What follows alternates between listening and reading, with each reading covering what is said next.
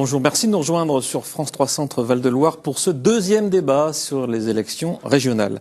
Nous vous proposons en effet 4 débats de 52 minutes au total chaque samedi du mois de novembre pour vous permettre d'écouter les arguments, les projets des candidats invités sur ce plateau. Nous avons choisi de donner un coup de projecteur sur un département, en l'occurrence l'Eure-et-Loire aujourd'hui, une semaine après le Loiret. Cette élection se joue à l'échelle d'un territoire, la région, mais ce scrutin est aussi un scrutin de liste départementale. L'action d'un conseil régional se joue aussi au plus près de chez vous. Nous avons le plaisir d'accueillir sur ce plateau 3 invités que je vous présente par ordre alphabétique. Harold Huvard, bonjour. Bonjour. Vous êtes conseiller municipal à Nogent-le-Rotrou, tête de liste radicale de gauche pour l'Eure-et-Loire, au sein de la liste d'union PS PRG Cap 21, Union des démocrates et des écologistes. Philippe Loiseau, bonjour. Bonjour. Vous êtes député européen Front National, conseiller municipal de l'UC et vous menez cette campagne comme chef de file régional et départemental pour le FN. Philippe Vigier, bonjour. Bonjour. Vous êtes député maire UDI de Cloix-sur-le-Loir, patron des députés UDI à l'Assemblée nationale et vous êtes tête de liste régionale et départementale au sein de la liste d'union UDI LR Modem. Était également invité à ce débat Mohamed Bougafer qui mène la liste Europe Écologie Les Verts Nouvelle Donne en Eure-et-Loire. Malheureusement, il n'était pas disponible et n'a donc pas pu répondre présent, de même que sa numéro 2, Estelle Cochard. Outre Mohamed Bougafer, 4 autres personnes sont tête de liste en Eure-et-Loire. Voici à l'image par ordre alphabétique Marie-Josée Aubert pour Lutte ouvrière, Jean-Pierre Deutsch pour Debout la France, Clément Dumont pour l'Union populaire républicaine et Fabien Lecomte pour la liste Front de gauche et du mouvement républicain et citoyen. En premier lieu, messieurs, je souhaitais vous faire réagir sur ce sondage Ipsos pour France 3, publié il y a 8 jours, un sondage national, je le précise, uniquement sur ce premier tour, effectué du 30 octobre au 2 novembre sur un échantillon de 936 personnes. Vous le voyez, au premier tour, la liste LR UDI Modem arrive en tête avec 32%, devant le FN 26%, et les listes PS PRG 20%, le Front de gauche obtiendrait 5%, Europe Écologie 3,5%. Réaction Philippe Vigier, puisque c'est votre liste qui arriverait en tête au premier tour. Est-ce que pour vous, ça indique que c'est gagné d'avance ? Oula, une élection n'est jamais gagnée d'avance. Non, je crois que ces résultats sont encourageants, mais tout reste à faire. Vous savez, nous arrivons dans le dernier mois. Or, on sait que c'est dans le dernier mois des campagnes électorales que l'électorat se forme. C'est la raison pour laquelle, depuis plusieurs semaines, avec mes équipes, eh bien, nous sommes allés à la rencontre des électeurs, avec des ateliers de l'avenir pour préparer un projet. Et nous sommes en train de préparer le projet. Imaginez seulement que ça sera plus de 320 réunions que nous aurons réalisées à la fin de cette campagne, parce que j'entends beaucoup de désespérance, beaucoup de colère, beaucoup d'attentes par rapport évidemment à l'action de la région, mais également beaucoup de colère et de désespérance par rapport à ce qui se passe au niveau national, parce que, disons les choses très simplement, cette élection régionale, c'est le dernier rendez-vous politique, dernier rendez-vous électoral avant les élections présidentielles, et naturellement, il y aura dans les urnes une lettre qui sera envoyée au président de la République en lui disant « changez de politique ». Sinon, vous verrez que ces résultats seront très mauvais pour la majorité sortante. Alors, en tout cas, c'est une exigence pour nous que d'aller convaincre et convaincre. Pourquoi ? On nous dit simplement qu'il ne devrait y avoir que 40% d'électeurs pour ce scrutin. C'est pas acceptable, sachant que la région, c'est la vie quotidienne des habitants du centre Val-de-Loire. La région, c'est un levier financier important. Alors justement, on va en parler dans quelques secondes. Le contexte national qui n'est pas favorable au gouvernement, vous en profitez, Philippe Loiseau, Front National ? Oui, alors moi je dirais que sur les sondages, un petit mot, il faut quand même se méfier aussi des sondages. Bon, les sondages, je pense que c'est comme le parfum. Il faut les humer, mais surtout pas les boire. Voilà, donc effectivement, je le vois moi sur le terrain, on a un accueil assez exceptionnel.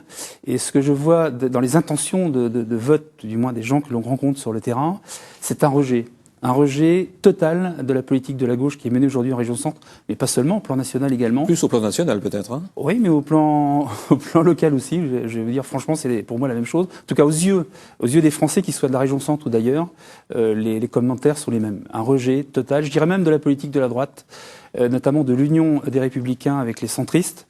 D'ailleurs, quand on le voit bien au niveau de la région, notamment, puisqu'il s'agit de la région, où les élus du UMP et centristes votent 98% quasiment des projets de la... Ça, on va en parler, on a des partenaires. Donc on voit bien qu'il n'y a pas de différence. Et justement, c'est ce qu'on nous dit sur le terrain, les gens ne voient plus la différence entre la gauche et, entre l'union de la gauche et l'union de la droite. Harold Huvard, vous faites partie de la majorité plurielle, j'allais dire, du Conseil régional aujourd'hui.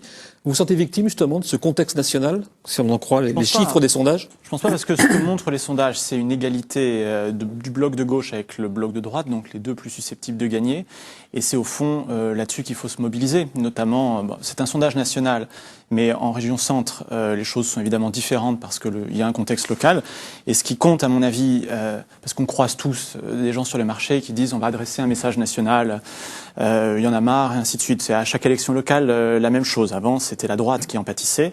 À chaque fois, on éjecte des élus locaux qui ont fait leur travail pour mettre à la place des gens qui n'ont qu'une idée, c'est préparer l'élection présidentielle. Vous dénoncez un vote défouloir, si je puis dire. Oui, mais du coup, après, on revoit les gens 6 mois après, ils disent ça n'a rien changé. Mais évidemment que ça n'a rien changé, parce que l'enjeu, il est local. En région, c'est qu'est-ce qu'on fait des transports, qu'est-ce qu'on fait des lycées, qu'est-ce qu'on fait du numérique.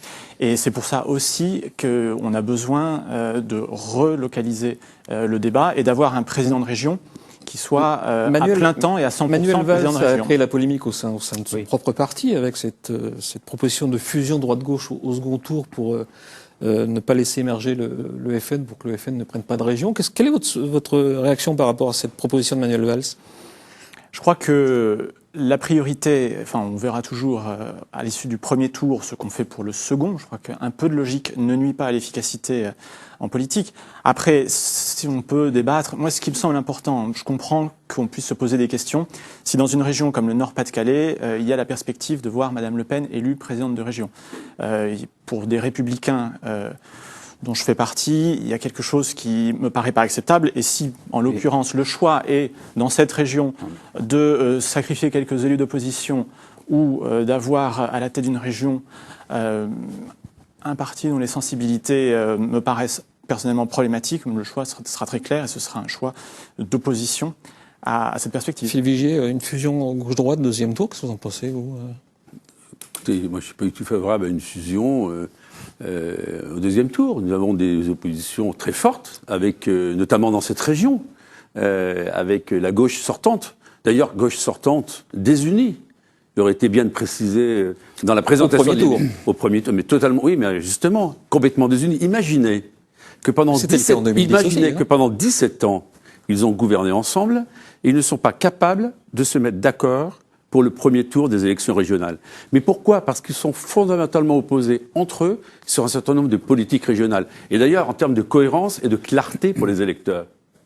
Vous allez bricoler un programme le soir du premier tour pour essayer de faire en sorte que le Parti socialiste, les écologistes et le Front de gauche se rassemblent. Non, c'est ça qu'il ne faut pas. Et je voudrais dire à Harold Duvar, je suis désolé, quand la gauche était dans l'opposition, chaque fois qu'il y avait un scrutin local, elle nous disait « Oh là là, il faut envoyer un message au président de la République, il faut changer de politique ». Vous savez très bien, et vous le savez vraiment, reconnaissez-le, que quoi qu'il arrive, un scrutin local est toujours teinté par ce qui se passe au niveau national. Mais dans cette région, vous disiez tout à l'heure, un président de région à temps plein, le problème, c'est pas d'être à temps plein à 100% ou à 300%. L'essentiel, c'est d'être efficace. Or, cette région, elle va pas bien. Tous les indicateurs économiques sont au rouge, ne vous en déplaise.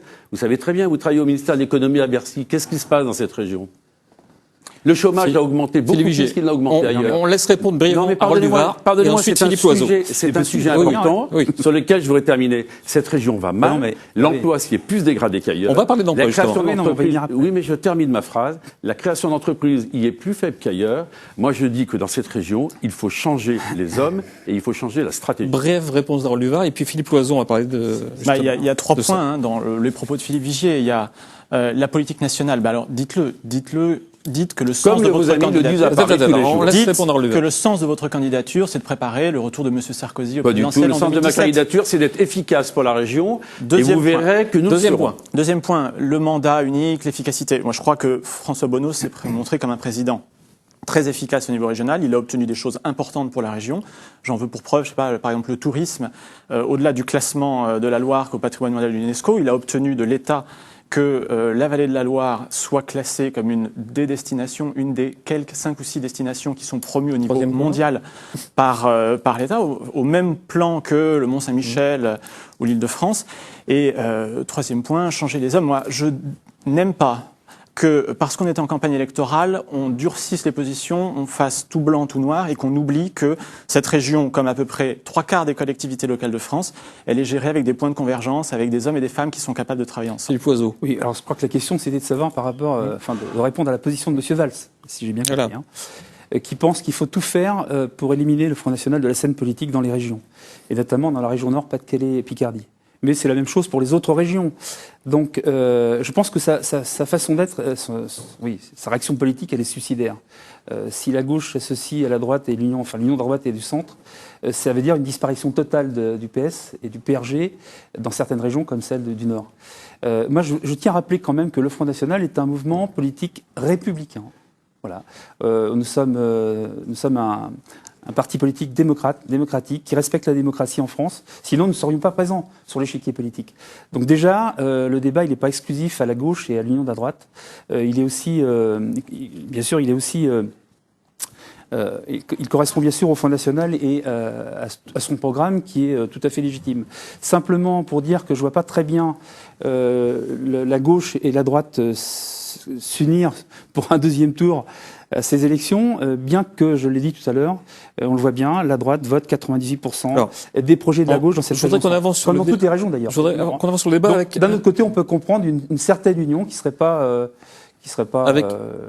interdite en fait. Hein. Quand Alors, on parle du MPS, on voit bien là qu'il y a un contact, il y a un rapport. Alors, je voudrais qu'on avance sur le débat avec un autre élément de ce sondage, les enjeux du vote, c'est-à-dire les thèmes qui détermineraient le plus le vote des électeurs. On va le voir en images. Le chômage arrive en tête avec 38%, toute sensibilité politique confondue.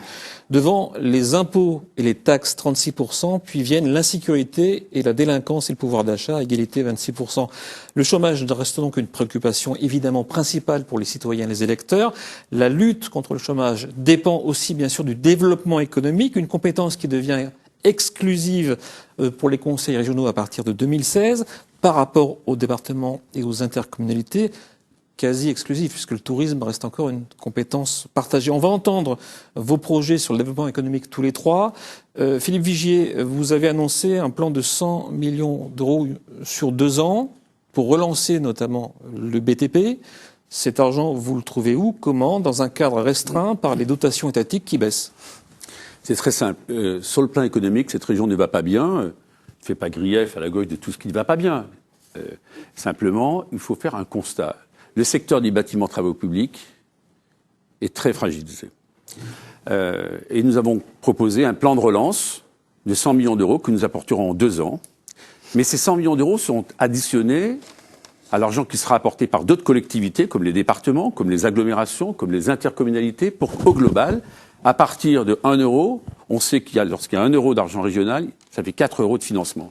Ça permettra, si je peux me permettre cette expression, de remettre dans l'économie régionale, en 2 années, 500 millions d'euros. Et ça, c'est un élément très fort, pas simplement pour le bâtiment travaux publics, mais également pour les économies d'énergie.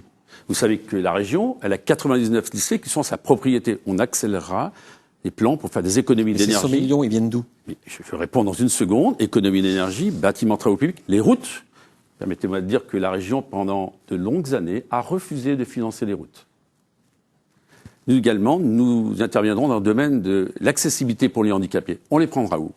Ça, c'est de l'argent vertueux car c'est de l'investissement.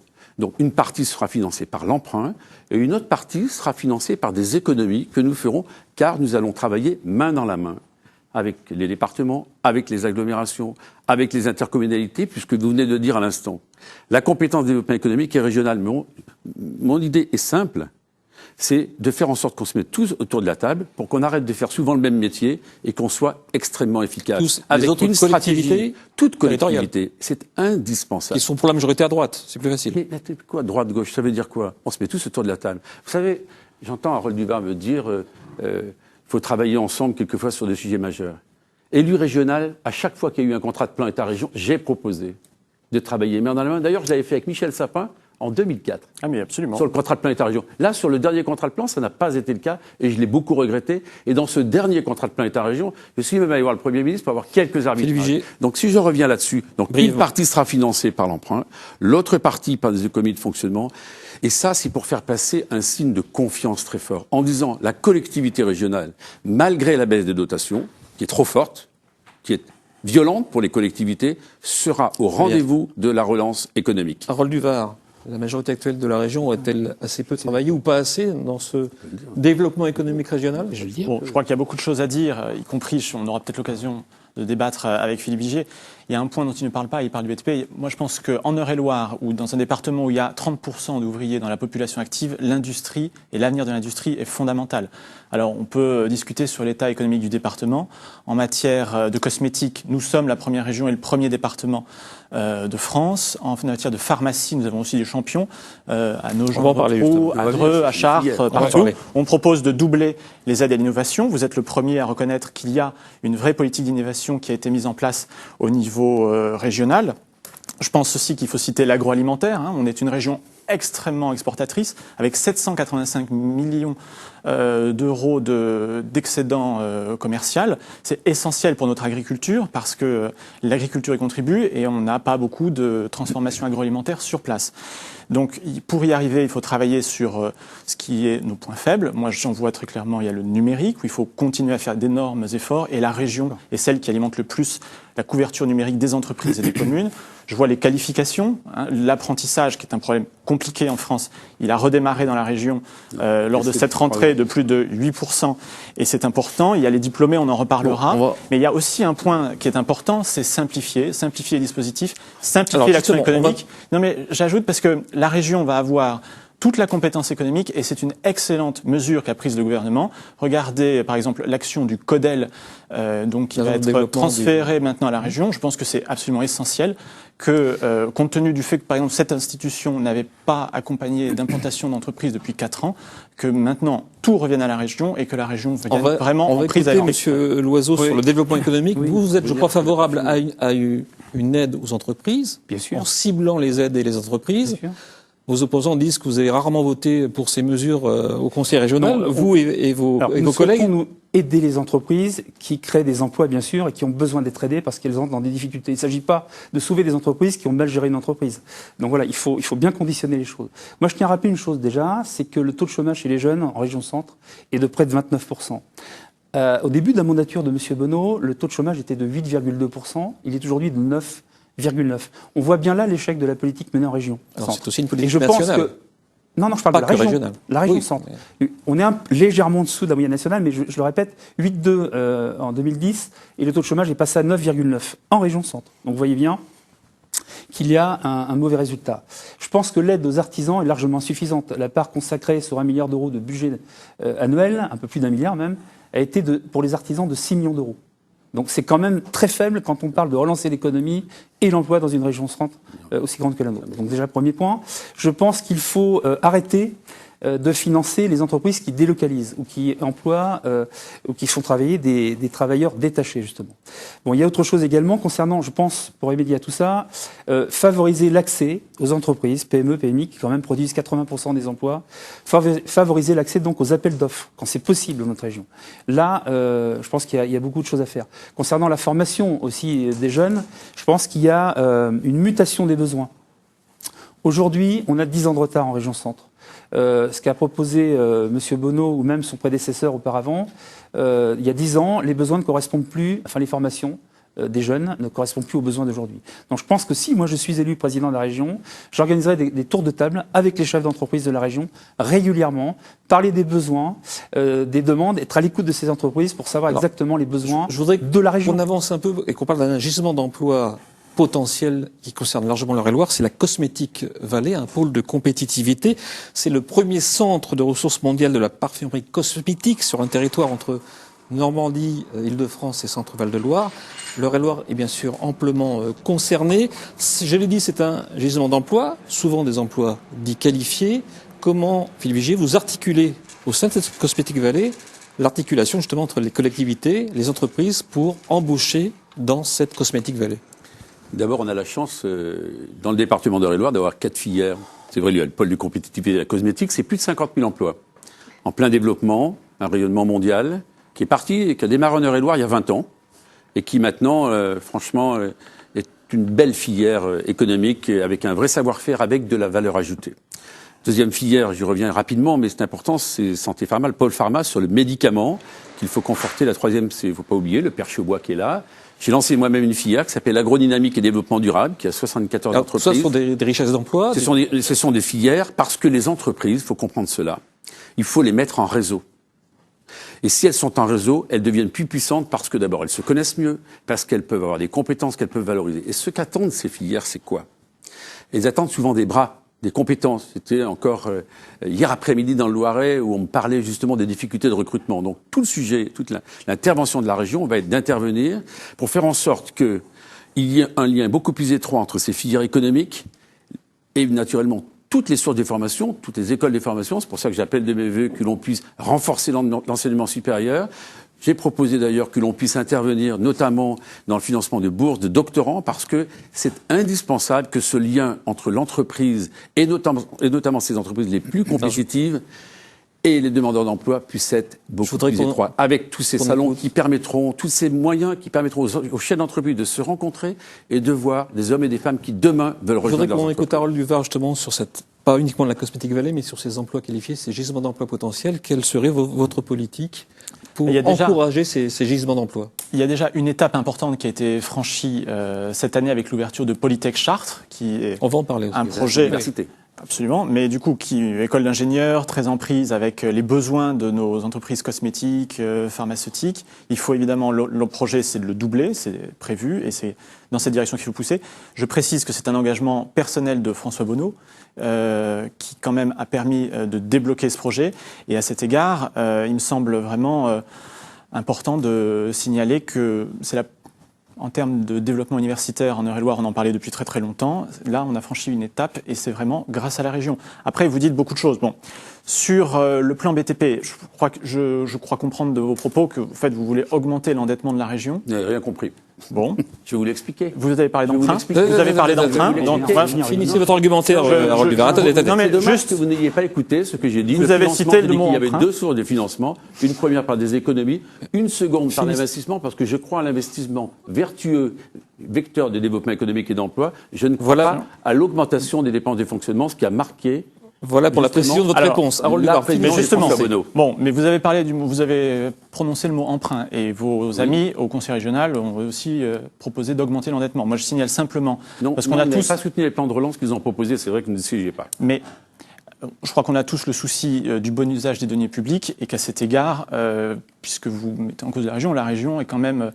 Je crois l'avoir lu dans un magazine qui s'appelle Capital. Ça a été repris dans Le Point. Même les contribuables associés qui sont tous ces organes de presse ou associations ne sont pas des organes gauchisants très connus, ont tous envoyé un message qui mettait que la région Centre était la mieux classée pour sa bonne gestion, celle où les frais de personnel par rapport à la population étaient le plus bas, avec une maîtrise de l'endettement. Donc ça, c'est vraiment assez important.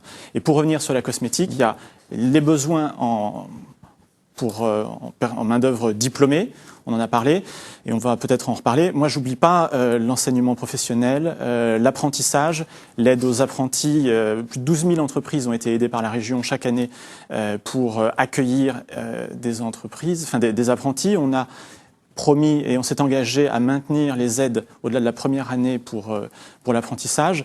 Dans une région comme la nôtre, on peut toujours, enfin, quand vous parlez aux chefs d'entreprise, faire venir de la main-d'œuvre qualifiée de la région parisienne, ça n'est pas le plus compliqué. Ce qu'il faut vraiment ne jamais oublier, c'est la main-d'œuvre ouvrière, l'apprentissage, l'enseignement technique. Je voudrais qu'on écoute Philippe Loiseau justement sur la Cosmetic Valley, sur ces emplois. Est-ce que vous seriez prêt à aider ces grandes entreprises, notamment je pense aux parfumeurs, pour aider à embaucher? Oui, bien sûr. Cosmetic Valley est un pôle de compétitivité. C'est un pôle d'excellence aussi. Je pourrais le soutenir, bien évidemment, et je suis tout à fait d'accord avec ce que vient de dire notamment Monsieur Vigier là-dessus. Bon, mais je crois que vous oubliez l'essentiel. Vous oubliez l'essentiel dans cette région. De soutenir cette filière, je suis tout à fait d'accord. Je crois que c'est une industrie de luxe qu'il faut soutenir. Elle a une part de marché importante. Il faut la soutenir. Ça représente quand même plus de 16 000 emplois en région Centre, donc c'est important. Mais je pense que vous oubliez l'essentiel, comme je viens de le dire à l'instant, notamment cette agriculture qui souffre aujourd'hui, dans cette zone rurale qui peine également. Ces gens, il y a quand même 600 suicides d'agriculteurs chaque année. C'est quelque chose d'incroyable. En France, oui. Donc plusieurs dizaines en région Centre. C'est pas négligeable. C'est inquiétant. Voilà, ça c'est quelque chose de concret et d'inquiétant. Et je pense qu'il faut absolument soutenir ces gens qui meurent. Pas seulement les agriculteurs, d'ailleurs aussi les PME, PMI qui souffrent. Je rappelle que ces entreprises produisent dans notre région, et en France c'est la même chose d'ailleurs, 80% des emplois. Donc là, il y a des efforts à faire, bien entendu, et je pense qu'il y a aussi pas mal d'économies, on en a parlé tout à l'heure, dans les frais de fonctionnement de la région, mais aussi au niveau de... Je pense qu'il faut renégocier les contrats publics, je pense à la SNCF, où là, il y a des économies à faire pour aider nos entreprises, je parle des entreprises également, la coopération décentralisée, budget, je crois que c'est de 26 ou 28 millions chaque année en région centre. On peut faire une économie de plusieurs millions d'euros aussi pour aider justement ces gens qui souffrent, ces oubliés de la zone rurale que sont les agriculteurs, mais pas seulement, toutes ces entreprises. Vous me tendez la perche sur la SNCF. Je voudrais qu'on avance sur le débat, notamment sur les transports. Oui. Les transports, ce n'est pas rien puisque c'est le plus gros poste du budget global d'investissement et de fonctionnement en 2015 pour la région. Le budget global de la région 2015, c'est 1,213 milliard d'euros, pardon. Les transports, c'est 25% de ce budget. Et à ce chapitre, l'Eure-et-Loir est concerné par la future ligne Orléans-Chartres, qui est déjà concrétisée en partie avec l'ouverture aux voyageurs de la section Voves-Chartres prévue en 2016, puis l'ouverture totale Chartres-Orléans entre 2020 et 2022 apparemment. La région donc intervient aussi dans cette ligne Orléans-Chartres, qui est un vieux serpent de mer depuis des années. Philippe Vigier, vous appeliez de vos voeux cette concrétisation d'Orléans-Chartres. Vous êtes satisfait du travail de François Bonneau alors? Il faut rappeler l'histoire. 98, Michel Sapin avait annoncé que la liaison Chartres-Orléans serait faite. Alors j'étais un des premiers à demander ce que l'on relie la capitale départementale Chartres à Orléans. Donc Chartres-Voves va être en fonctionnement en septembre 2016. 17 années pour 22 kilomètres. À cause de qui ou à cause de quoi? Je pense qu'à cause de qui, s'il y avait une vraie volonté politique d'aller plus vite, on serait allé plus vite. Tout gouvernement confondu. Non mais attendez, pardonnez-moi, qui a financé cette infrastructure entre Chartres et Voves? Essentiellement la région. Donc si la région avait voulu accélérer, elle aurait pu le faire. Naturellement, il faudra continuer entre Voves et Orléans. Et en attendant, on ne va pas laisser un arrêt comme cela au milieu de la Beauce, à Voves. Donc j'ai proposé qu'on mette immédiatement un cadencement avec des cars jusqu'à Orléans. Et il faudra bien sûr relier Chartres-Orléans. Mais une deuxième chose, c'est la fameuse 154. Alors j'y viens. Pardonnez-moi, un mot quand même. Nous en sommes là maintenant à une concession autoroutière parce que la région ayant refusé d'apporter des financements pour les routes, puisque les écologistes étaient opposés, laissez-moi terminer, c'est important pour la compréhension, que les écologistes étaient opposés à ce que l'on finance des routes. On a attendu et attendu. Enfin, nous avons obtenu d'ailleurs de Jean-Louis Borloo la décision de réalisation autoroutière. Ça sera terminé en 2020-2021. Il n'y a pas de développement économique s'il n'y a pas d'infrastructure qui soit efficace. Et vous savez qu'il y a un troisième projet que je pousse en Eure-et-Loir. C'est naturellement la gare TGV au sud-ouest du département, qui sera favorable d'ailleurs au Perche, qui sera favorable au nord vendômois. C'est le seul moyen de désenclaver ce département qui est en train de se casser en deux. Et je serai très attentif enfin, naturellement, au pôle gare de Chartres. Je rappelle, c'est la plus grande gare régionale, 42%, ligne TER Paris-Chartres, c'est la plus importante, et le pôle gare de Dreux, puisque ce sont maintenant des espaces d'intermodalité, de transport au quotidien. Or, le transport, c'est vraiment quelque chose de majeur pour les salariés, les ouvriers et tous ceux qui ont besoin de les emprunter. Philippe, vos commentaires sur ces projets structurants, on va commencer par Orléans-Chartres ferroviaire, oui, puis la nationale 154, puisque Vigier a devancé mon questionnement. Chartres-Orléans, donc c'est un projet dont on parle effectivement, comme le dit M. Vigier, depuis très longtemps. Nous, on s'est opposé à cette voie ferroviaire il y a quelque temps déjà. Pourquoi? Parce que le budget, la dépense est pharaonique. Il était prévu il y a quelques années déjà à 250 millions d'euros. Bon, il y a fort à parier, vu le temps qui traîne, que le montant double en définitive, voire triple. Je n'affirme rien, mais il y a fort à parier que ce montant soit beaucoup plus élevé que prévu. Moi, je pense que donc nous étions opposés, nous étions plutôt favorables à l'axe à 2 fois 2 voies de la 154 pour relier Orléans. Ça a été fait partiellement, c'est loin du compte, mais bon, voilà. Et puis, je pense qu'il était préférable, étant donné le peu, même si c'est très utile pour les étudiants de Chartres pour aller sur Tours, Orléans, par exemple, effectivement, de les aider à se diriger vers le centre de la région. C'est pour ça que nous avons souhaité plutôt privilégier le service de bus régionaux par le biais de la 154, augmenter d'ailleurs le nombre de ce service de cars. Voilà. Par contre, l'axe Chartres-Voves, effectivement, qui ne fait que 22 km, je pense qu'il est estimé, d'ailleurs il était estimé au début à 70 millions d'euros. Aujourd'hui, on parle de 86 millions d'euros. Je pense qu'on atteindra les 100 millions d'euros au final. Enfin, je n'affirme rien, mais c'est possible. Et je pense qu'il vaudrait mieux s'arrêter, excusez-moi, mais c'est important de le dire, de s'arrêter à Voves, la voie ferroviaire Chartres à Voves, de manière à permettre, notamment aux étudiants qui ont besoin de faire leurs études à Tours, Orléans, et bien de partir de Voves pour aller rejoindre la ville de Tours. Alors, la voie ferrée. En train. Ah bon. En train. On peut préciser voilà, parce que je parle bien de la ligne ferroviaire et de prendre de Voves la direction de Tours. Et à mon avis, le coût sera beaucoup moins élevé. Je pense que c'est important de le. Harold Duvard, est-ce que le Orléans-Chartres coûte ou va coûter trop cher? Non, il faut bien avoir en tête que la ligne Orléans-Chartres ou Chartres-Orléans, telle qu'elle va être construite d'ici 2020 avec les financements qui sont prévus, c'est le principal chantier d'infrastructure qu'a connu notre département depuis au moins 30 ans. C'est-à-dire que il y a eu l'inauguration de la 11 par François Mitterrand, la mise à 2 fois 2 voies de Chartres-Dreux par l'État sous un gouvernement qui était celui de Lionel Jospin. Et depuis lors, encore un peu quand même. Depuis lors, il n'y a pas eu de grand projet d'infrastructure et celui-là est le premier et il dépend quasi exclusivement de moyens régionaux et par ailleurs de l'investissement personnel de François Bonneau également. La Polytech, sur ce point, personnel. Philippe Vigier a dit qu'il avait proposé, déjà soutenu. Et ça, je dois vous dire que je respecte tout à fait l'esprit de responsabilité. J'ai déposé un vœu au Conseil régional Absolument. en 95. Mais je respecte tout à fait avant même que François Bonneau soit élu président de la région. Vous voyez, donc j'ai pas attendu pour imaginer que c'était un lien physique majeur qu'il fallait établir. Philippe Vigier, je vous aime beaucoup, je respecte infiniment ce que vous représentez et je mesure l'esprit de responsabilité qui est le vôtre, la sincérité de votre engagement pour ce département. Mais quand j'entends votre discours, je ne doute pas de vos intentions, mais quand je vois vos amis sarkozystes qui vous entourent, je doute de votre réussite. Mais moi, je ne prends pas les ordres. Non, mais s'il vous plaît, ici même, la semaine dernière, Monsieur Martinet, la tête de liste départementale des Républicains aux élections régionales, avait un discours qui était très réservé sur Chartres-Orléans. Absolument. Il n'a pas dit cela. Je vais vous dire ce qu'il a dit. Alors oui. On va pas refaire le débat de la semaine dernière. Si c'est également... Alors pardonnez-moi, si mon colistier, chef de file du Loiret est mis en cause, je me vois dans l'obligation... Non, attendez, il faut éclairer... Alors, pardonnez-moi une seconde. Expliquez-nous aussi les propos de M. Marlex disant que c'était une farce et une escroquerie. Moi, je veux bien ce que je vois. Je veux bien répondre pour ce que je vois. Vous multipliez le temps de parole, il n'y a aucune difficulté. Non, mais vous aussi, vous avez ouvert beaucoup de dossiers. Donc, non, je vais pas simplement... Je dois vous rappeler aussi que sur Polytech, où vous avez effectivement soutenu les propositions de la région, et vous avez eu raison, on a eu quand même de la droite régionale une vote d'abstention sur le schéma de l'enseignement supérieur et un vote d'opposition de M. Leménian sur la création de Polytech. On va essayer de trier tout ça. Moi, je ne doute pas de vos intentions, mais vu vos amis, je doute de votre réussite. Éclairez vos électeurs. Monsieur Huvard, je vais vous dire 2 choses.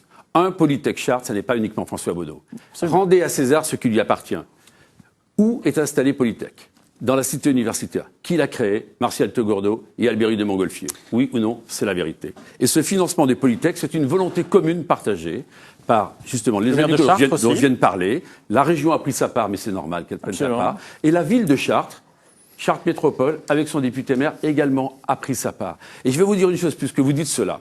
Après 17 ans de gouvernance de cette région, Chartres reste quand même la ville dont le nombre d'étudiants est le plus faible des 6 départements de la région. C'est pour ça que je suis allé la semaine dernière à Polytech expliquer que si demain on me confie les clés de la région Centre-Val de Loire avec mes amis, dont vous parlez si bien, eh bien nous aurons un plan ambitieux en matière universitaire. Car il y a un chiffre, pardonnez-moi, un chiffre qu'il faut connaître.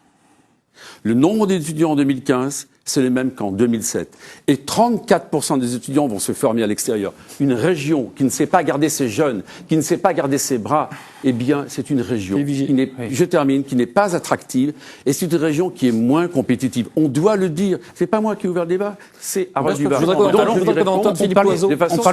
On parlait des transports. Vous avez éludé un sujet dont vous avez parlé à l'instant, c'est celui de la RN 154. Très bien. On va revenir de la RN 154. Voilà. Alors là, je veux dire, depuis toujours, le Front National s'est opposé au péage de cette ligne. On sait très bien les passer à 2 fois 2 voies. Je considère que les contribuables de la région, et notamment les Auréliens, ont déjà payé cette taxe-là par le biais de la taxe sur les produits pétroliers, sur le biais de la carte grise également, sur la taxe sur la carte grise. On va quand même pas faire payer une 2e fois les contribuables de l'Eure-et-Loire. Certains ont affirmé même qu'elle serait gratuite pour les Auréliens. Ça n'existe nulle part. Alors, la concession autoroutière fait partie du tracé, enfin du plan qui a été présenté par le préfet de région cet été. Qu'elle soit payante ou gratuite, je crois que c'est pas encore tout à fait... Non, mais je sais que mes adversaires soutiennent ce projet pour qu'il soit payant. Et moi, je vais vous dire, je connais bien le problème parce que j'habite près de cette nationale 154, à côté de Bailleul-l'Évêque. Et ça veut dire que si on met un péage à Lèves ou à Poivillers, comme c'est prévu, eh bien, ça veut dire qu'il faudra que je me déplace Déjà, je perds du temps pour aller vers l'Ève, pour reprendre le péage, payer pour aller à Dreux. Ben, il y a fort à parier. Alors il serait beaucoup plus simple de couper au travers, passer par exemple par Saint-Germain, Berchères-Saint-Germain. Pour ceux qui connaissent, c'est plus compliqué, mais il y a des raccourcis. Là, il y a fort à parier que si elle est payante, cette voie, les gens emprunteront la ligne secondaire. Elle sera engorgée à nouveau Philippe et les Oiseau. Auréliens n'en profiteront pas. Il y a une enquête d'utilité publique en 2016, vous pourrez vous exprimer à travers Oui, cette enquête, absolument. j'imagine. Je voudrais qu'on avance sur... Non. Attendez, alors, Avançons, mais je veux dire, allons jusqu'au bout du débat, c'est l'intérêt. Oui. La région centre, vous avez dit que la région perdait des étudiants et ainsi de suite. Enfin, je ne sais pas d'où vous sortez ces chiffres. En J'ai 5 les ans, chiffres du rectorat, je les tiens à votre il y a disposition 1500 naturellement. étudiants Je vous ai en donné les plus à chiffres. l'université d'Orléans Non, mais, cette année. allez. Il y en a eu Non, mais- 7000 de plus en 5 ans Faut sur pas la dire région cela, centre. ça n'est pas bien. Vous voyez, Si, les c'est vrai. Français, ils veulent plus des politiques. Non, Ils mais disent des attendez. choses qui ne sont pas vérifiables. Moi, je vais vous dire, ça me fait mal au cœur pour ma région. Vous voulez que je vous dise des choses, ça me fait mal au cœur pour Les ma chiffres région. sont vérifiables. Lorsque le nombre d'étudiants en 2015 n'est pas supérieur à celui de 2007, où sont le les ambitions président de J'ai l'université proposé, par d'Orléans exemple, qui dit j'ai qu'il y a proposé par 1500 exemple des choses. étudiants Tout à en l'heure, plus. Harold Duvard, vous avez parlé. Je Vous finirai avez un parlé jour ma phrase. d'agriculture. Je finirai ma phrase un jour. Vous avez parlé d'agriculture. Je veux dire, j'ai deux exemples à vous donner. Notre région transforme uniquement 15% des produits qu'elle produit. Elle en transforme Oui, 15%. Eh bien, je pense qu'il faut porter sur les fonds baptismaux une école supérieure dans l'agronomie. Il faut qu'on soit capable de le faire. La réponse n'est pas simplement Angers, ça n'est pas simplement Beauvais, Clermont-Ferrand ou Toulouse. Je propose également, dans le domaine médical, avec une désertification médicale, nous sommes derniers de la classe. C'est dramatique. Je propose qu'on puisse au moins avoir une école dentaire, une fac dentaire à Tours, parce qu'il est indispensable dans cette région. Je rappelle que de Là, on n'est plus dans Paris les à Clermont-Ferrand, il n'y a pas de on fac est dans le dentaire. transport. Eh bien, nous aurons cette volonté-là. Là, je sais pas, on Vous, est plus vous dans avez les l'art transports. d'ouvrir des dossiers avant même que j'ai fini ma phrase. Non, mais je On va- n'ouvre on va- pas. bon. C'est vous Non, mais qui êtes chacun, revenu on sur va politique. laisser faire. attendez, on ne va pas faire un catalogue Non, non, mais très vert. juste, Pas possible. permettez-moi La quand même région de- a de multiples compétences. Vous avez chacun programme dans ses compétences. Non, mais- Je voudrais qu'on avance quand même sur un autre débat qui paraît un peu discret aujourd'hui dans la campagne, c'est l'environnement et le développement durable. Les conseils régionaux ont une part de plus en plus importante dans les projets, les actions liées à la transition énergétique à travers d'ailleurs l'élaboration de schémas régionaux dédiés. La région et particulièrement l'Eure-et-Loire font partie des bons élèves en matière d'éolien et même d'énergie solaire. Je vous propose, avant d'en débattre, de voir ce résumé de nos potentialités d'énergie renouvelable avec Rebecca Benbourek. Le centre Val-de-Loire figure aux avant-postes en matière d'énergie éolienne. Avec 13% de la puissance nationale, la région se classe 4e en France. Une position acquise grâce à l'aménagement des plaines de la Beauce, un terrain plat idéal pour accueillir les éoliennes. Des éoliennes qui s'installent désormais dans tous les départements de la région. Côté énergie solaire, là encore, la région affiche des résultats honorables. Elle est la 10e région française productrice d'énergie photovoltaïque. L'Eure-et-Loire est le département le plus dynamique avec 38% de la puissance raccordée. Un niveau relevé par le parc de Crussé, installé sur l'ancienne base de l'OTAN de Dreux-Louvilliers. C'est l'un des plus grands sites photovoltaïques français. La région Centre-Val-de-Loire dispose également de nombreuses ressources géothermiques grâce à ses terrains sédimentaires. Mais si les opportunités de création de pompes à chaleur sont importantes, leur développement reste faible. Faible également la production d'énergie hydraulique. L'hydrolienne fluviale installée à Orléans il y a 1 an alimente en électricité seulement une trentaine de foyers. Très peu de chances donc de voir ces machines se multiplier sur la Loire. Alors je le disais, l'environnement et le développement durable nous apparaissent un peu débattus, en tout cas peu abordés dans cette campagne. Est-ce que c'est aussi votre avis, Philippe Loiseau? Oui, moi ce que je constate surtout, c'est que les Verts, je parle des politiques, l'Europe Écologie Les Verts, ont une forte influence, non seulement au plan de la région, avec M. Baudon, mais aussi au plan national. Pour revenir à l'éolien, moi je veux dire sincèrement, je suis donc agriculteur, je connais bien la Beauce, j'aime beaucoup ma région, mais c'est vrai que je trouve ça moche, franchement. Les éoliennes, je trouve ça vraiment pas beau à C'est de voir. l'esthétisme, on va dire. L'esthétique est mauvais et en Il y a plus, au aussi niveau rentabilité, le rendu d'énergie. Vous savez bien qu'il faut des batteries pour faire tourner 80% du temps ces éoliennes, sinon elles ne tournent pas, elles ne produisent rien du tout. Donc c'est une arnaque. L'éolien est une arnaque. En plus, elle est 30% l'énergie développée, 30% plus chère qu'EDF. Et je vois pas très bien l'avantage de ces éoliennes, parce qu'une fois la superficie totale du pays couverte par ces éoliennes, produira au maximum 5% d'énergie française. Vous voyez que c'est très peu, mais c'est là la marque des Verts politiques qui influence aujourd'hui la politique gouvernementale et aussi régionale. Je trouve ça dommage et en plus, pas efficace et puis pas productif non plus. Et le solaire ? Solaire, c'est différent. Là, je suis plutôt favorable à cette énergie qui est beaucoup plus, qui est renouvelable et qui est beaucoup plus économique et qui permet aussi à tous les privés, notamment, je pense aux agriculteurs, qui pour certains ont mis sur le hangar justement ces équipements et qui peuvent être rentables pour eux, mais aussi pour EDF, qui produisent une énergie beaucoup plus développée, mieux développée. Alors Duvar, l'énergie renouvelable en région centre, notamment en Eure-et-Loire, avec cette partie éolienne et photovoltaïque, c'est un domaine à préserver et à développer, j'imagine ? Je crois, oui. Et puis, il faut le faire, non pas sous la pression des écologistes. On a des objectifs nationaux d'énergie renouvelable à atteindre. Donc c'est pas mettre une pression sur votre politique. Oui, mais qu'elle soit régionale ou nationale, on voit bien. Mais il faut le faire.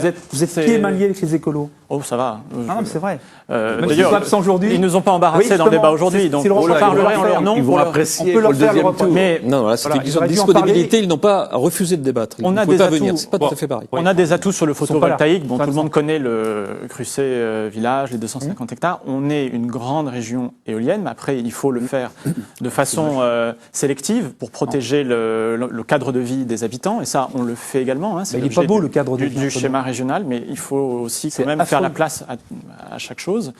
Après, on peut pas parler de développement durable si on ne parle pas aussi du cadre de vie. Enfin, les transports, moi j'entends aussi Philippe Gier qui disait c'est sous la pression des écologistes qu'on a refusé de subventionner les routes. D'abord, là, vous revenez sur les routes. Bon, on verra sur l'énergie tout à l'heure. Voilà, il revient sur les thèmes. Je reviens, absolument. Simplement pour vous dire que, d'abord, la région a subventionné les déviations qui sont sur la 154 et qui permettent de sécuriser l'actuelle route. C'est pas grâce aux écologistes que ça a été fait, c'était une décision qui a été prise par la région. Et par ailleurs... Ils sont dans la majorité. Oui, absolument. Et par ailleurs, je pense que vous dites... le rail et la route. Moi, je ne pose pas le rail et la route. Je vois simplement qu'au niveau national, vous-même, comme député, on plaide pour clarifier les compétences, attribuer les routes au département et positionner la région sur le rail. Si votre programme, c'est de tout mettre sur la route, c'est-à-dire de faire en sorte que la région... Il revient sur les rails et la route. Finissez l'argumentaire, parce qu'on va essayer de répondre sur autre chose. Que la région mette tous ses moyens sur la route, alors que c'est normalement la compétence du département, je suis désolé, on fait un bond d'arrière. Là, on en a parlé tout à l'heure, monsieur Var. Et ce ne sera pas bon pour les finances publiques. Bon, alors, voilà. Sur l'énergie renouvelable, Philippe Vigier. Un mot. La région ne mettra pas tout son argent sur les routes. Elle participera avec des routes d'intérêt régional. Et ça me permet vraiment, en plus de fluidifier des relations routières dans ce département. Il en a tant besoin. La seconde chose sur l'énergie. François Bonneau avait une très bonne idée en 2010. Il l'a abandonnée. C'était de créer un pôle européen d'excellence énergétique en région centre. Il avait même indiqué qu'il créerait 10 000 emplois. Où sont-ils ? Moi, je suis favorable aux énergies renouvelables. Des éoliennes, pas n'importe où. Il faut tenir compte de l'acceptation des populations. J'ai une circonscription dans laquelle il y a 220 éoliennes, donc je peux vous en parler. Le photovoltaïque, à ce parc de Crucé Village, où je crois que c'est le président du département, le de Montgolfier, qui est allé arracher ce dossier et qui fonctionne. La méthanisation, insuffisamment développée, et je le regrette. Et pour vous dire qu'au travers de ces énergies renouvelables, c'est à la fois de l'écologie positive, créatrice d'emplois, et non punitive, comme le veulent souvent les Verts. Et je ne supporte pas, par exemple, que ces éoliennes, elles viennent d'Europe du Nord, alors qu'il faut, d'ailleurs dans ma circonscription, nous avons fait en sorte qu'il y ait des embases d'éoliennes qui soient créées à Bonneval. Donc, nous lancerons une filière d'industrie concernant les énergies renouvelables, car c'est indispensable que cette composante soit développée. Mais là encore, je reste sur le domaine de l'énergie. Cette région centre Val-de-Loire est une grande région en matière nucléaire. C'est un sujet dont on ne pouvait pas parler dans l'hémicycle parce que les écologistes étaient là. C'est quand même dommage parce qu'une filière énergétique, on doit la voir et la regarder dans son ensemble. Et c'est vraiment le rôle d'une région. Je ne dis pas qu'elle n'a rien fait, la région, pour d'autres filières économiques. Je dis qu'il faut faire plus, beaucoup plus fort comme par exemple l'Aquitaine l'a fait. Et c'est pour ça qu'elle ne va pas bien, cette région. C'est pour ça que l'emploi s'y est dégradé autant qu'il s'est dégradé ces dernières années. Parce que quand ça va mal, vous voyez, c'est une réponse simple que j'apporte. On doit mettre le paquet sur toutes les filières. Philippe Loiseau, un mot sur le nucléaire. Oui, l'énergie nucléaire, je pense l'a abordé. Oui, l'énergie nucléaire est un moyen, d'abord c'est le seul moyen efficace aujourd'hui et important qui fournisse énergie durable en fait. Donc moi je suis pour poursuivre cette énergie bien entendu. Le photovoltaïque on en a parlé, bien entendu que nous sommes pour. Je vous l'ai simplement dit, l'éolien c'est un leurre, c'est une arnaque, ça ne produit pas grand chose, ça a le défaut d'être laid et puis beaucoup de gens s'en plaignent d'ailleurs par rapport vous savez, à l'effet, d'abord au bruit. Parce que, quoi qu'on en dise, ça fait du bruit. Moi, j'ai eu l'occasion d'y aller et de voir ce que ça produit comme nuisance. L'effet stromboscopique également. Enfin, il y a plein alors, d'inconvénients. Si on refuse l'éolien, quelle énergie alternative vous proposez Pour l'instant, le nucléaire est la seule. C'est pas une énergie alternative, le nucléaire. Oui, mais pour l'instant, il n'y a pas d'autre choix. J'ai bien qu'on trouve des solutions en attendant. On a parlé de méthanisation tout à l'heure. Oui, il faut le développer. Oui. Je crois que c'est important de le faire. Absolument. Voilà. Mais bon, par contre, je souligne que M. Vigier critique cette politique, mais il l'a quand même soutenu. Enfin, en tout cas, ses amis l'ont soutenu. Je vous l'ai dit tout à l'heure, je le répète, dans 98% des cas, ils ont soutenu les projets de la gauche. Donc voilà, il faut arrêter de... Ils n'ont quand même pas voté le budget. Accordez-moi. Un point sur ils n'ont pas voté le budget. C'était pas 98% de la politique. Et notamment sur le nucléaire, est-ce que vous êtes prisonnier des écologistes en région sur ce thème? Il faut arrêter avec... Parce que là, ça fait 10 minutes que vous êtes sur « on est prisonnier des écologistes ». Sur le nucléaire, d'abord, François Bonneau, c'est quand même... vigoureusement manifesté sur le maintien du CEA en région centre, donc ça c'est quand même un signe fort. Après, vous parlez d'écologistes, attendez. Moi, on a eu des débats, nous, avec des écologistes comme Corinne Lepage, qui est aussi une centriste, avec des anciens du MoDem, qui ont décidé eux aussi, comme Corinne Lepage, de soutenir et de rejoindre la liste de François Bonneau qui s'est ouverte au centre. Non, elle n'est pas au centre, pardonnez-moi. Si, attendez. Non, pour une fois, laissez-moi finir ma phrase et après je vous laisse la parole. Il y a des mots, c'est des groupuscules qui ont voulu vous rejoindre. Alors, on parle de Cap 21, Corinne Lepage, qui est quand même pas un groupuscule, mais qui a une conscience de l'écologie en France. Elle a été très sensible à plusieurs choses. Elle a été sensible à ce dont vous n'avez pas parlé, c'est l'efficacité énergétique et les économies d'énergie dans les lycées, sur lequel la région a mis plus de 100 millions d'euros. Et rien qu'en Eure-et-Loire, dans les lycées de notre département, plus de 7,2 millions d'euros dans les 2 dernières années, avec une facture de chauffage qui a été renégociée, qui est en baisse de 30%.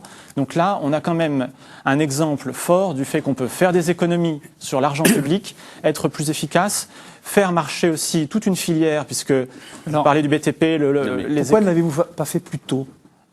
Tout ce que vous nous dites, c'est gentil, mais ça, c'est depuis le début du mandat. Ça fait 17 ans qu'il est au pouvoir. Et quand vous parlez de cela, il y a eu même une décision dont je veux parler aujourd'hui, qui a été prise en commission d'appel d'offres cette semaine à la région, justement pour une isolation de bâtiments des lycées qui appartiennent à la région. On a pris une entreprise française avec un sous-traitant qui n'est pas en région, qui n'est pas en France et qui est même dans le sud de l'Europe. Et je veux dire, si je prends cet exemple, c'est une des résultats de la politique européenne. C'est pour vous dire une chose. Vous soutenez, sur la transition énergétique, un élément très fort, c'est l'isolation des bâtiments. Nous accélérerons l'isolation des bâtiments. Je l'ai dit dans le plan de relance. Et deuxièmement, vous voyez, je réponds donc à ce on l'a déjà fait, pardon. Non, vous êtes très en retard sur le programme à suivre. Savez-vous quel est le montant des travaux que vous devez encore faire d'ici 2020? 150 millions. Philippe Vigier, et la deuxième chose, nous pratiquerons la préférence régionale parce que nous allons favoriser les entreprises de cette région. Justement, on va parler. Oui, mais la préférence régionale. Attendez, parce que. Pardonnez-moi. On va passer à la préférence régionale et on va parler des circuits courts. Il ne faut pas cacher aux gens que c'est complexe. Oliver, bien sûr. Parce qu'il y a des règles européennes, comme le dit Il y a des règles européennes. Je voudrais qu'on parle. Les maires qui savent faire. Oui, enfin, c'est pas la mairie de Cloix, les marchés publics de la région centre. On va parler des lycées. On va parler avec des gros chantiers. Philippe Vigier, on va parler des lycées, et puisqu'on parlait des circuits courts et de la préférence régionale, à vos amis qui mettent des étagères à l'hôtel de maintenant. Stop. Temps mort. Je voulais qu'on parle des lycées, et notamment, puisqu'on parlait de circuits courts et de préférence régionale, des cantines des lycées, parce que faut-il, j'imagine, encourager les producteurs locaux à produire pour les cantines des lycées, dont la région a la charge? Faut-il privilégier l'alimentation bio ou pas? Si oui, comment? Philippe Loiseau. Oui, les circuits courts, ça fait longtemps que le Front National en parle. Effectivement, il faut privilégier ces circuits courts, consommer sur place les produits locaux, régionaux. C'est une priorité que l'on doit donner pour aider, en quelque sorte, c'est un moyen aussi d'aider l'agriculture. Je signale au passage que le budget alloué par M. Bonneau et son équipe pour l'année 2014 était de 1 400 000 € seulement. Pour l'agriculture. pour les agriculteurs, pour aider les agriculteurs, dont 500 000 euros, soit plus d'un tiers, réservés au bio. Moi, j'ai rien contre le bio, bien au contraire. Hein. Mais je trouve que l'enveloppe est largement insuffisante. Largement insuffisante. Le chiffre devrait être multiplié par au moins 5 ou 6. Et j'ajouterai à ça les FEADER, vous savez, les fameux fonds européens dédiés à l'agriculture, que Bruxelles va redistribuer non pas aux États, mais aux régions. Donc c'est l'occasion. Et moi, en tant que député européen, je peux en parler, et membre de la Commission agriculture et développement rural, j'y veillerai particulièrement parce que j'estime que cette enveloppe doit être redistribuée. Quand vous regardez la partie, vous savez qu'il y a 11 milliards 400 millions de prévus d'ici à 2020, de 2014 à 2020, pour l'ensemble de la France. Hein. Et quand on voit que plus de 6,5 millions seront réservés à l'environnement et par rapport au climat, comment va-t-on réagir par rapport au climat dans le cadre de la... Mais là, je parlais des cantines, dans les lycées, des circuits courts. J'y reviens, si on pouvait revenir sur le local. C'est que cette enveloppe, elle devrait être redistribuée et qu'on doit aider justement nos agriculteurs qui en ont bien besoin. Et j'y reviens, notamment dans les régions, avec ces fameux circuits courts, pour les cantines, pour aussi tous les établissements publics de la région. Il faut privilégier ces circuits pour justement permettre à nos agriculteurs de développer leur production. Harold Huard, un mot sur ces circuits courts agricoles qui permettent de développer c'est clairement, cette filière. C'est clairement une priorité. Il y a des expérimentations qui montrent dans la région que certains lycées ont été capables de mettre en œuvre une priorité pour les producteurs locaux. C'est tout à fait possible. L'objectif, ça devrait être qu'on fasse 50%. Et là, je pense que c'est pas un sujet gauche-droite. Après, bon, vous avez cité des chiffres sur l'agriculture. Bon, c'est comme tout à l'heure, vous disiez 6 millions d'euros seulement pour les artisans. Pour les artisans. Oui. Mais il ne faut pas oublier quand même qu'il y a 12 000 entreprises aidées pour l'apprentissage, qu'on est la première région pour l'apprentissage. Sur l'agriculture, 90 millions pour l'apprentissage. L'artisanat, c'est quand même une priorité. On pourrait dire la même chose sur l'agriculture. Sur les lycées, bon, je pense que personne ne peut mettre en question la vraie priorité qui a été donnée pour la rénovation des lycées, l'efficacité énergétique, et y compris depuis quelques années pour la restauration. Vigier, sur ce thème. Nous avons pris un engagement très fort, c'est de faire en sorte que d'ici la fin du mandat, 50% des produits consommés dans les cantines des collèges, des lycées, je dis les collèges parce qu'on va travailler main dans la main avec les départements, avec les agglomérations, les maisons de retraite médicalisées, que 50% des produits consommés viennent de région Centre-Val de Loire. Il y a des très belles expériences qui sont conduites. On a la chance d'avoir des produits de qualité, non pas des circuits courts. Je vous arrête tous sur les circuits courts. Si. Un circuit de proximité. C'est pareil. Un circuit court, ça peut être un produit qui vient du Maroc et qui arrive directement dans l'assiette. Ça, c'est pour les produits locaux. Un circuit de production de proximité qui permet de garantir la qualité. Il y a une très belle expérience que je vous livre qui est à Saint-Amand-Montrond où il y a un abattoir qui a été repris.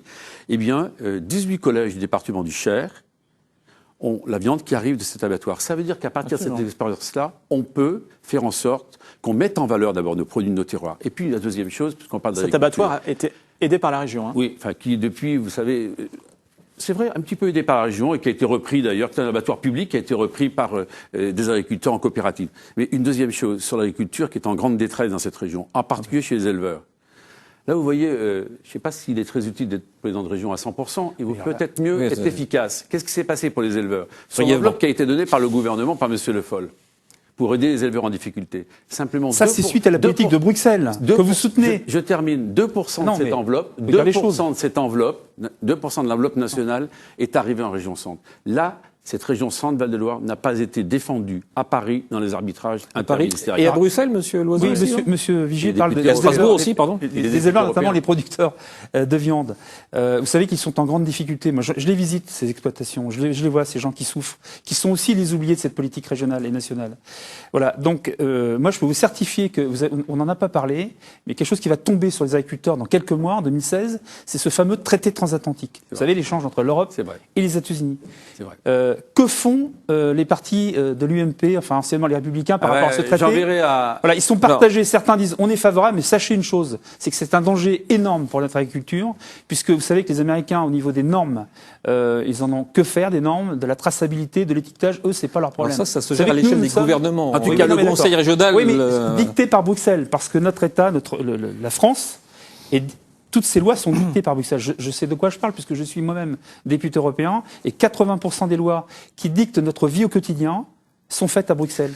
Voilà. Il est vrai que c'est un mot d'Harold Huard sur l'Europe et la région. Est-ce que l'Europe intervient trop ou pas assez dans la région, ou est-ce que c'est un frein pour la région? Sur l'agriculture, bon, nous, les élus de gauche de Eure-et-Loir, enfin, en tout cas, je sais qu'on n'a jamais ménagé notre soutien à l'agriculture. Pas suffisamment. Oui, mais suffisamment. j'ai un souvenir très précis. Je voudrais quand même simplement vous couper pour dire deux choses. Oui, je vous rappelle que la région Centre est la première région productrice de céréales d'Europe. Oui. Première région productrice de colza en diester au niveau national. C'est une région qui a des atouts. Et cette agriculture, cette filière, il faut la soutenir. Oui. Je considère que la région n'a pas fait suffisamment d'efforts. Et M. Bonnet, Réponse d'Harold Buvard, bref. Oui, mais le traité transatlantique, vous ne pouvez pas convaincre les agriculteurs que l'avenir je leur signale d'un danger. est dans le protectionnisme. Qu'ils sachent que c'est un danger. Il faut savoir les accompagner, y compris à l'international. Qu'ils le sachent. Brièvement, et on conclut Je brièvement. voudrais dire à M. Loiseau que ce traité transatlantique, le groupe UDI de l'Assemblée nationale s'est opposé et a attiré l'attention du gouvernement à plusieurs reprises. Et la seconde chose seul le Front National s'y est opposé. La seconde chose pour l'agriculture, nous sommes opposés en tout cas à l'Assemblée nationale. Pour l'agriculture, nous cofinancerons avec la région. Nous cofinancerons avec la région des fonds FEADER européens pour aider l'agriculture de cette région qui en a tant besoin, en particulier les éleveurs qui sont beaucoup du budget, en détresse. C'est 10% du milliard 4. Nous avons pris un engagement de l'augmenter, nous l'augmenterons. Eh bien, nous en redébattrons dans de prochaines émissions. Merci à vous trois d'avoir participé à ce débat. Merci à vous d'y avoir assisté. Je vous souhaite un excellent week-end sur France 3 Centre Val de Loire et on se retrouve samedi prochain pour un nouveau débat. Merci. Ça va être